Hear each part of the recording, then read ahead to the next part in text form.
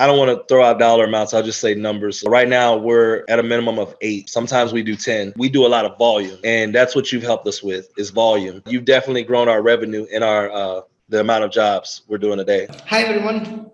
Today I have my client Mr. Dontaye, who is in the cleaning business, and we are going to talk to him about how he started his business. And before we get into those things, I would like to ask him to introduce himself and speak a little bit about his business as well. Okay, I'm going to try to speak loud just so the audio can pick up. But my name is Dontaye. I'm here in San Antonio, Texas. I'm the owner of Combat Cleaning Services here in San Antonio, Texas. We specialize in carpet cleaning, tile and grout, and upholstery cleaning. Can you tell us a little bit about how you got started in the business, sir? When did you get started in the business? Sure. So I got started in October of 2020. So my brother, he was stationed in Iraq. So my brother was stationed in Iraq and his battle buddy was with him there. His battle buddy started in 2014 in Rochester, New York. And so he was telling my brother about it. And so then my brother basically started in Killeen, Texas. And so when my brother started in the summer of 2020, he basically told me, hey, this is a pretty good business. I've always been a business oriented person. Prior to doing this, I was a district manager for Cricket. I was a store manager for AT&T, just different things like that. So I've always had a high aptitude for business and managing business. And this was the first time I had an opportunity to actually own my own business. So I just jumped right in. Okay. And cleaning is quite a different business compared to the work that you were doing earlier, like being a store manager and the corporate experience. So, how long did it take you to learn the technical aspects of the cleaning business as well as the business? And how long was the ramp up time for you, sir? To be honest with you, I'm still learning every day. I feel like if you think you know everything, then you know nothing.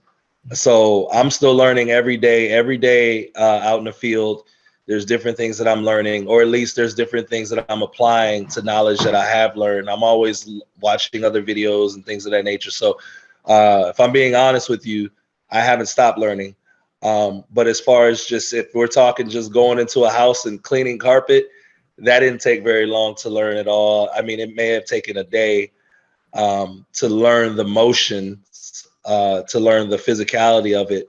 But as far as chemistry, what I'm looking at and things of that nature, I'm still learning all the time. There's still different things that I try on the van to just try to improve myself. I feel like I always tell I always tell the guys that I work with and anyone that's listening that I don't view the competition.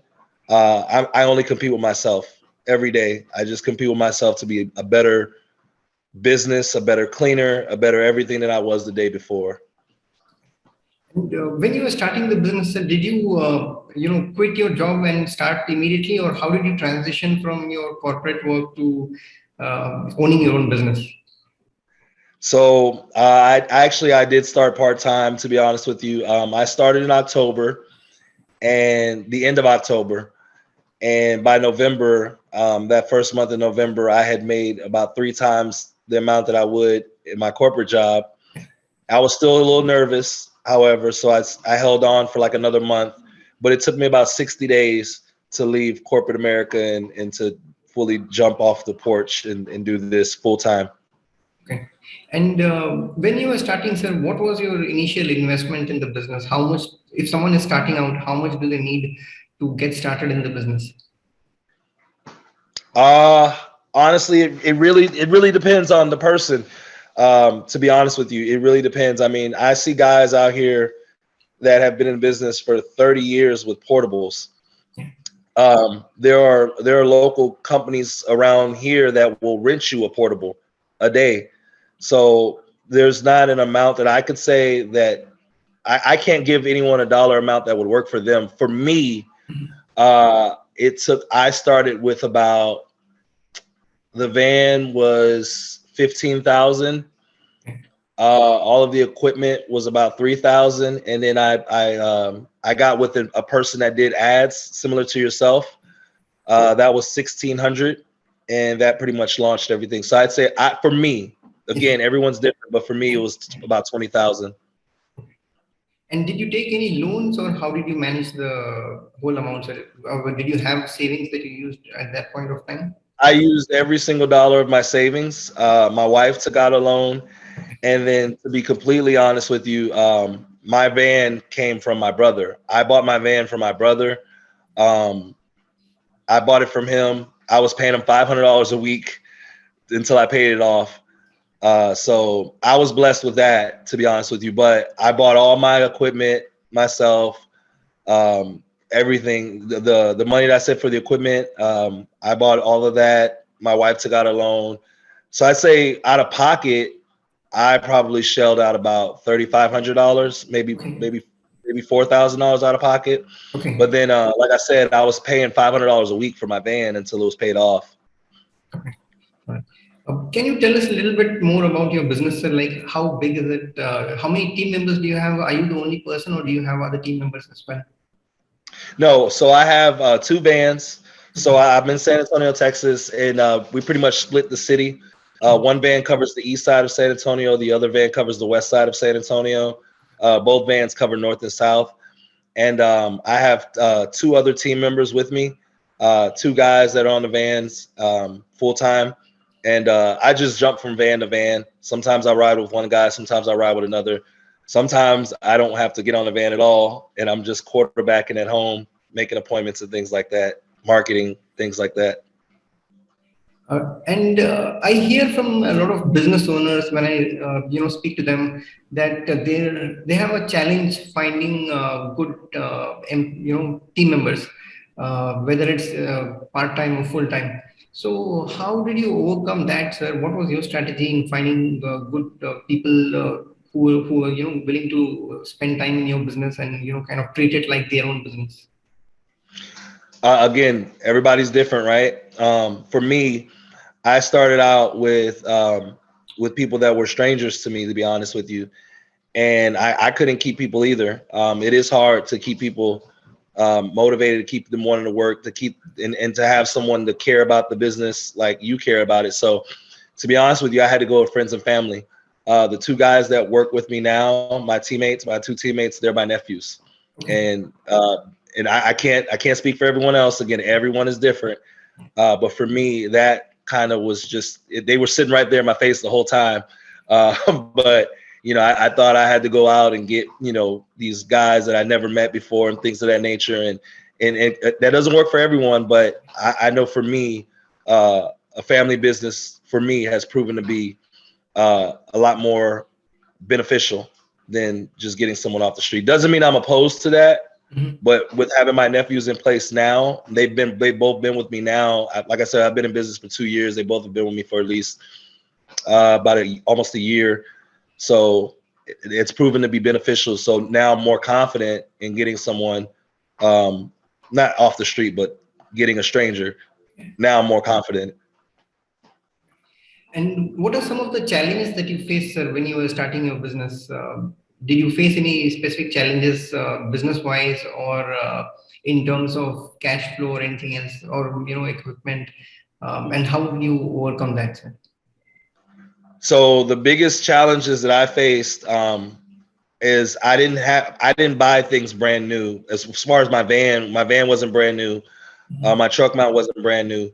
So my biggest challenges were days when the truck mount would go down and I had clients or, things of that nature. That the biggest thing I learned is when you start out, you want to have more than one. So I immediately got a second van as soon as possible, just so I could, I wouldn't be in a position where I couldn't do anything. But that was my biggest challenge, was just things not working every single day. The biggest thing I learned was when I was in corporate America and something went wrong, there was somebody that I could turn to. There was a boss ahead of me. There was a boss above me that could fix it. Somebody could fix it. But when you're in business for yourself, no one can fix it but you. You're the last answer. So the biggest obstacles I had to face was just learning that I either had to, bite the bullet or I was going to fold. So it was times where, I mean, I remember one time I had an electrical issue on the van, and it was like a $1,500 fix. And that sounds crazy, $1,500, but when you know you can make that back in 3 days, you have to just shell that out. You have to, dig deep and just do what you have to do. But it was hard to think about that because I never had those kind of expenses just pop up out of nowhere. I mean, someone tells you, oh, it's gonna be $2,000 to fix this. I'll get you back on the road tomorrow. It's like $2,000. That's a crazy amount of money. But when you're in business and you realize that you can make that money back in 2 days or a day, then you have to really, you got to stay strong. How did you, when you're on the job, sir, you would sometimes at least come across customers who are not very happy either with the job or, if you're not able to meet expectations or, if there's some kind of a mismatch, how do you handle difficult customers if you come across them, sir? So once you're on the job, you just have to, again, that comes down to biting a bullet. Once you're there and you realize this client is difficult. But what I will say is I do gauge my clients before I take on the job and get a feeler for them, because not every client is the client that's a good client, a good fit for our business model. And that happens. There are clients that I can just tell from the initial conversation it won't be a good fit for me. Clients that start off by saying, oh, it's just a small, or and it is what it is. It's nothing personal. Yes. But I've just learned that certain keywords for me are red flags. But if I don't catch those red flags initially and I'm at the job site and it's difficult, I bite the bullet and just do what I have to do. I don't walk a job once I've started it. I'll walk a job before I start it if it's that bad. But I once I start it, we finish it. What's your average job ticket size, sir? What's the average job price for your jobs? For carpet, our average job ticket for carpet is 150. For tile and grout, our average ticket is about 650. And that's again, that's average, because I know other cleaners are gonna hear this and say, "Oh my God, my minimum's 150." That's great, good for you. But that's our job. Yeah, 150 is our job average. And I mean, if that's some people's minimum, that's awesome too. I mean, one day I hope to get my minimum up to 150, but that's our job average. We do a lot of we do upsells a lot. We solely believe in upsells. I mean, yeah, that's where we make our money, upsells. But our job average is 150 for carpet and 650 for tile and grout. And once you're at the job, sir, and you're upselling them, or rather, I think of it more like educating them, because usually Absolutely. you go and you tell them, your tile can be looking much better, and we can do a better job on the tile, or your upholstery can look new. Usually, the customers, if they see a small demo, they will be willing to get that cleaned as well. How much more are you able to increase the job ticket once you are in, sir? Well, one thing I learned in retail was building value. Yes. So I don't just go to a client and start upselling just based off of me trying to, increase a ticket. Yeah. But we build value and we build value first, then we position our upsell. So basically we talk about what's going on, we educate the client on the process, things of that nature. We build the value on the cleaning. We build the value on what we've done so far, and then we pitch our other services for a Scotch Guard. And again, that's just building value. Hey, Mr. So-and-so, Mrs. So-and-so, this cleaning is coming out outstanding. If you don't want to see me again in a few months, I'd recommend you get, Scotch Guard treatment on your carpet. You do have some well taken care of carpet here. A lot of maintenance clients, usually those maintenance clients, they really want to hear things like that. But we build value first before we upsell anything. How are you collecting reviews, sir? Do you do anything specific for collecting reviews for your business and growing that area of your business as well? We ask for reviews. Okay. We straight up ask for reviews. There's no shame in asking someone to review the services that you have just rendered. There's no shame in it whatsoever. We ask for reviews though, I know everyone, loves Google reviews, and I get it. We have Google reviews as well, but where we particularly like to have our reviews placed are on Facebook neighborhood pages. Um, Typically, especially if it's in a neighborhood where we want to be, if it's in a higher end clientele, we typically ask, hey, if you're satisfied with the services that were rendered today, we'd greatly appreciate if maybe you left a review in your neighborhood Facebook page. And it's allowed in the Facebook communities. Usually what happens is you can just, a client can go in and say, hey, I just had such and such, I just had combat cleaning services here. What an outstanding job, so on and so forth. They could just leave it at that. Now, when they start selling the services, then it's something different. Then they might take it down or whatever the case may be. But if a neighbor just goes in there and says, this is what just happened in my house, these guys did this, they were great. Honestly, that does a lot. So one thing it does is it keeps you in that community, right? Yes. So with gas prices and things like that going up, if you find a community that's closer to the office, and you've got everybody in that community ranting and raving about you, you don't have to travel as far, right? That's number one. Number two, neighbors like to do what's called keeping up with the Joneses. So when they see that their neighbor is letting you into their home, then they're thinking, oh, well, if John will let those guys in there, then I know they'll be good to come into my home, or whatever the case may be. So for us, that's our biggest customer retention, or that's our biggest way of gaining reviews. We do have the automated system that does send, the Google reviews and things like that, but we really like our views to be on Facebook. And a lot of that also is because Facebook is real. You can see someone comment and say, yeah, they did a great job. And then you can go to that person's page and you can see, oh, this is a real person. This is not a bot. Yes. Oh, this person, we have 11 mutual friends. Yes. So that's just for us. That's what works for us. And you mentioned asking customers to post in the community, sir. Apart from the ads and the posting in the community, is there anything else that you do to get customers without spending on advertisement? So one thing we do when we walk into a home is we give our clients a flyer with a list of all of our services. We might be there to clean carpet, but while we're there, you have a flyer in your hand letting you know that we do upholstery as well. We do tile and grout as well. We ask to perform demos on tile and grout all the time, no matter what. We always ask to perform a demo.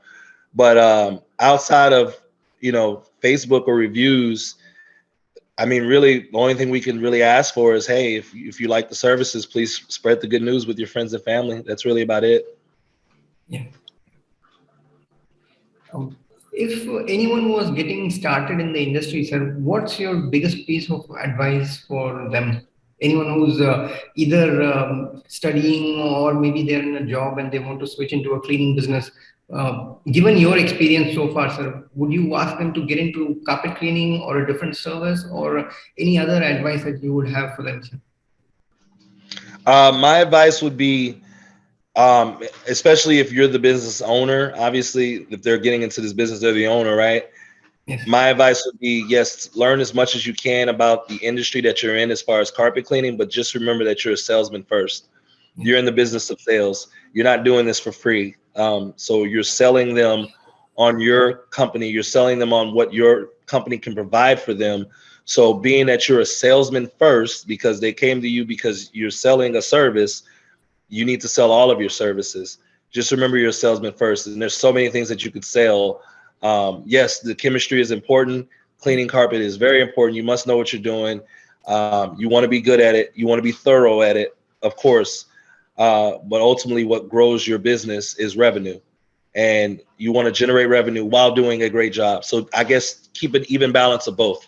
Because I know a lot of guys that can tell you everything about a truck mount, and they can fix their own truck mount from top to bottom, and they know everything about chemistry, but they can walk into a client's house and they have the personality of a rock, and they don't sell themselves.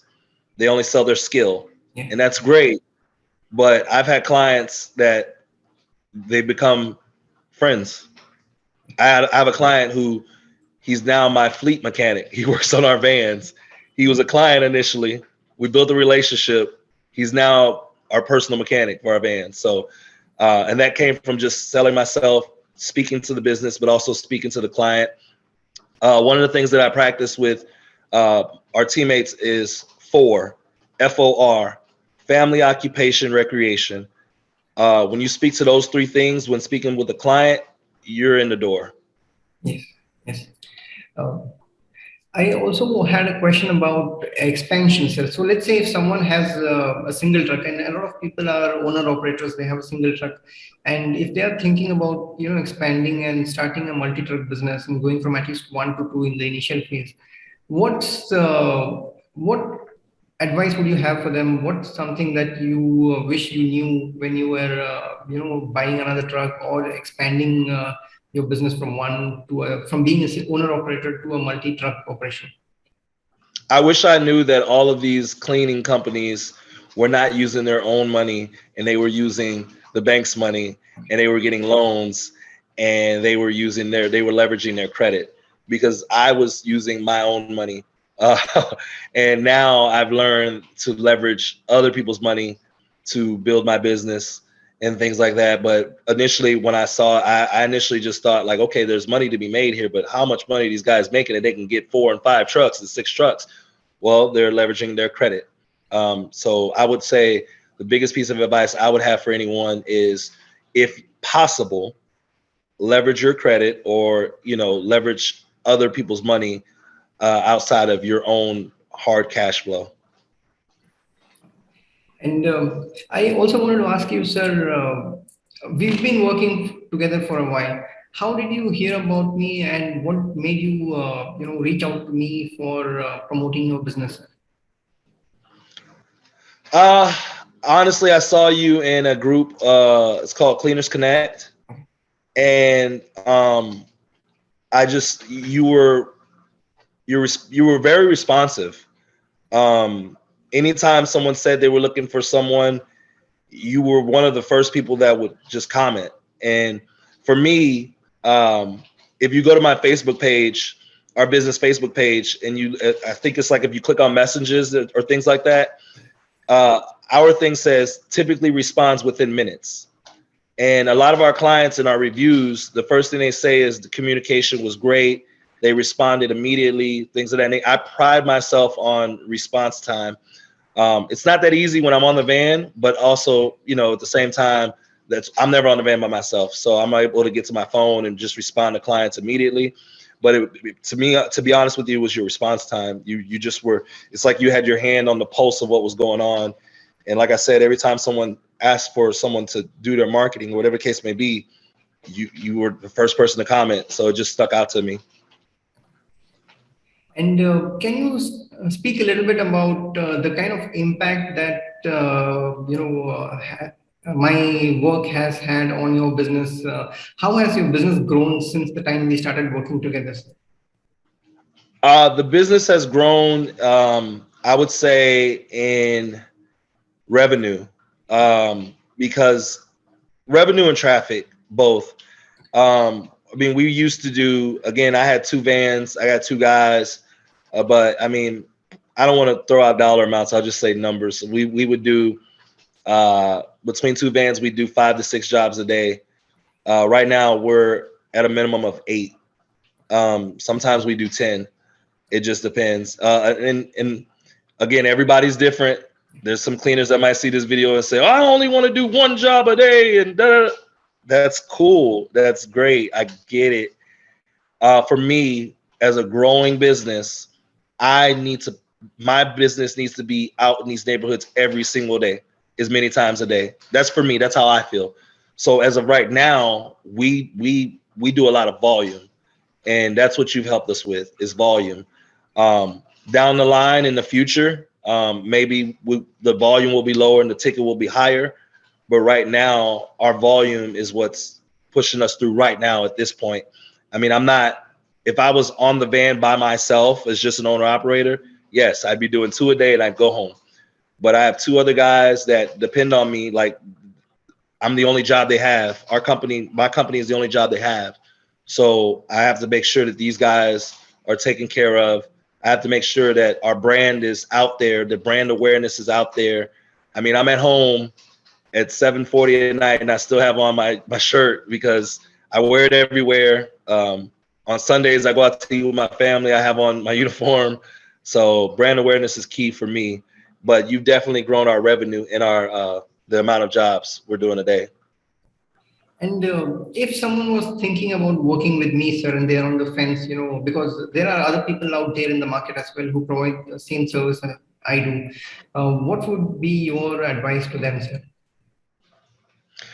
I don't know what you do as far as how you target the clients. I don't know what you put the ads on, but the clients that we've gotten through your ads are a lot more serious, and they are willing to spend a higher dollar.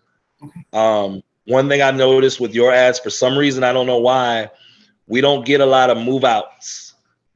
We get move ins, as in they're buying a new home and they're moving in, Okay. or we get a lot of maintenance clients, which those clients tend to spend a little bit more money because they value what they have in their home a little more than someone that's just moving out.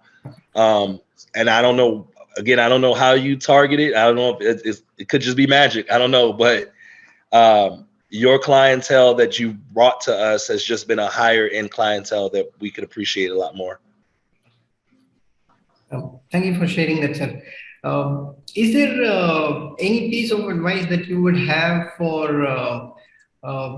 people who've been in the industry for a while? Let's say there are a lot of business owners who are in the cleaning business for 20, 30 years, and you're someone who's new in the industry. Do you see these established business owners, and do you feel that maybe they should be doing something different, or either to improve their business, or anything else that you would give them advice on if you get a chance? I would say that a lot of business owners need to open up to networking with other businesses. And again, no one is your competition except for yourself. And I think that some, not all, some cleaners feel like they're in competition with other cleaners, and you're not. You're in competition with yourself. And again, like I told you earlier, when you asked me how long it took for me to learn, I'm always learning.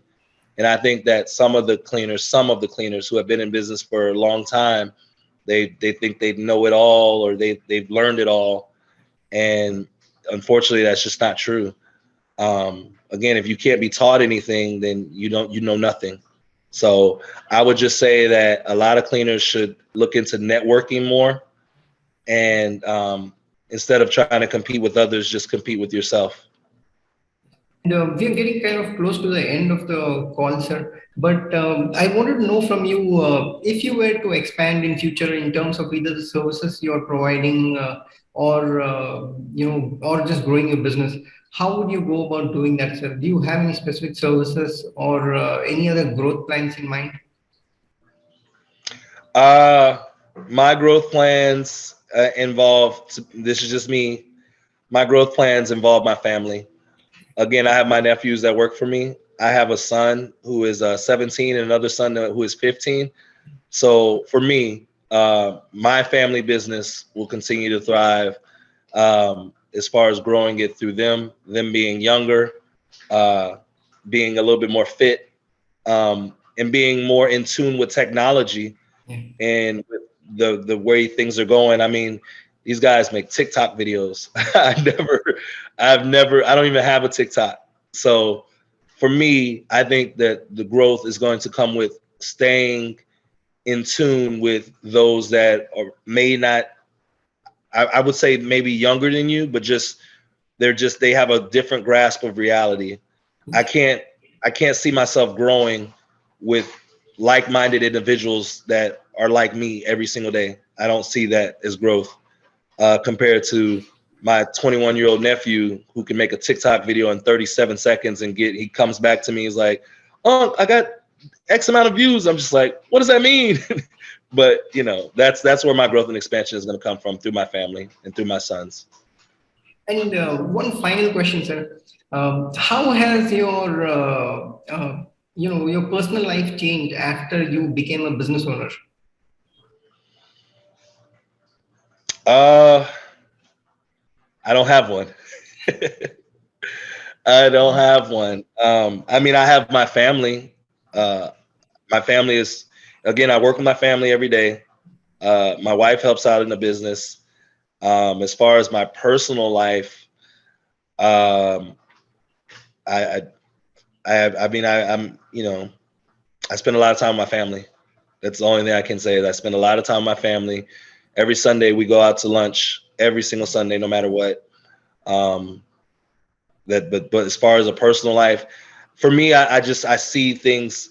I look at bigger picture. I look at 5 years from now, 10 years from now. I don't look at just today or tomorrow. So as of right now, personal life would be my family. And of course, I know there's going to be people that'll probably say, "Oh, you got to shut down every now and then. You got to unplug." And I do when I'm with my family. So All right, sir. That was a very interesting piece of advice, sir, because I do know I am a business owner in some sense. So I know it's easy when you're in a corporate job. You do the 9 to 5 and then you can forget about it, forget about it once you're outside. But when it's in your own business, then you think about it all the time. absolutely, 100%.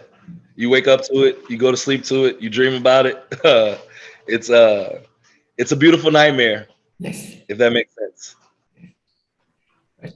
Those are the only questions I had, sir. I want to thank you for taking time out. I know it's evening over there and it's family time right now, but I want to thank you for joining me on this call as well as being one of my clients. And it's been a wonderful journey. And I also wanted to thank you for sharing the details of your business as well as your journey itself. I'm sure a lot of people will see this and they will be inspired to take actions, and maybe some of them will reach out to you for advice as well. No problem, man. Thank you. If anyone's wondering, the rate that you charge can be made back in one job on a tile and grout cleaning, just so you know, or on a carpet cleaning. We had a carpet cleaning job booked with us today based off one of your ads, and the ticket was about 400 and something dollars, and that's before we've even been with the client. That's before we've offered Scotch Guard or anything of that nature. So I thank you for helping scale our business to a higher revenue and a lot more volume. Thank you, sir. And I'll speak to you again during our next call. Have a great day ahead, sir. Yes, sir. You have a great night.